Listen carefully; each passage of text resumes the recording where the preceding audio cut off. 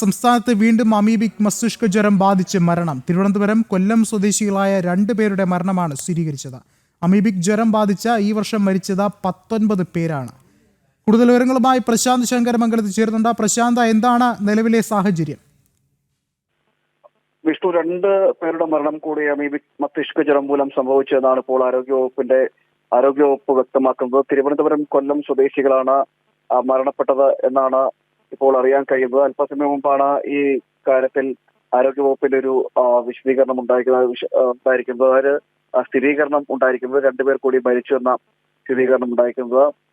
കടുത്ത ആശങ്കയിലൂടെയാണ് സംസ്ഥാനം കടന്നുപോകുന്നത്. ഈ വർഷം മാത്രം മരണപ്പെട്ടത് 19 പേരാണ് അമീബിക് മസ്തിഷ്ക ജ്വരം മൂലം. കഴിഞ്ഞ വർഷവും ഈ വർഷവുമാണ് ഏറ്റവും കൂടുതൽ രോഗബാധിതരുടെ എണ്ണം കൂടുന്നതും അതോടൊപ്പം തന്നെ മരണസംഖ്യ കൂടുന്നതുമെല്ലാം ഈ കഴിഞ്ഞ 2 വർഷങ്ങളാണ്. അതിൽ ഏറ്റവും കൂടുതൽ എടുത്തു പറയേണ്ടത് ഈ വർഷമാണ്.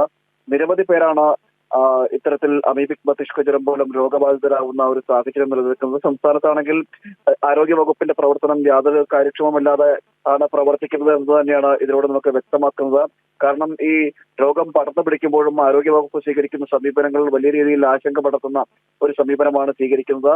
ഇപ്പോൾ ഏറ്റവും ഒടുവിൽ 2 മരണം കൂടി സ്ഥിരീകരിച്ചിരിക്കുകയാണ്.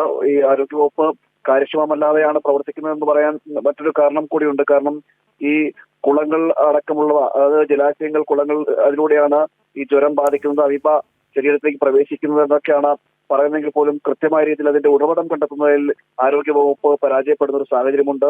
പല സ്ഥലങ്ങളിലും ക്ലോറിനേഷൻ അടക്കമുള്ളവ നടത്തുന്നുണ്ട് എന്ന് പറയുമ്പോൾ പോലും മറ്റു ജില്ലകളിലേക്കും, അതായത് ഇപ്പോൾ തലസ്ഥാന ജില്ലയും അതോടൊപ്പം തന്നെ കൊല്ലം, മറ്റ് ആലപ്പുഴ ജില്ല എന്നിവിടങ്ങളിലെല്ലാം നേരത്തെ രോഗം പിടിപെടുന്ന ഒരു സാഹചര്യം ഉണ്ടായിരുന്നു. ദിനംപ്രതി രോഗബാധിതരുടെ എണ്ണം പല ജില്ലകളിലായി രോഗബാധിതരുടെ എണ്ണവും കൂടുന്നൊരു സാഹചര്യമുണ്ട്. ഒരു അതീവ സങ്കീർണമായ ഒരു സാഹചര്യത്തിൽ കൂടിയാണ് സംസ്ഥാനം കടന്നു പോകുന്നത്. അതോടൊപ്പം തന്നെ ലോകത്തെ നിയന്ത്രിക്കാൻ കഴിയാത്ത സ്ഥിതിയിലേക്ക് ചെന്നെത്തുന്ന ഒരു സാഹചര്യം നിലനിൽക്കുന്നുണ്ട്. വിഷ്ണു, ശരി, പ്രശാന്താണ് വിവരങ്ങൾ നൽകിയത്.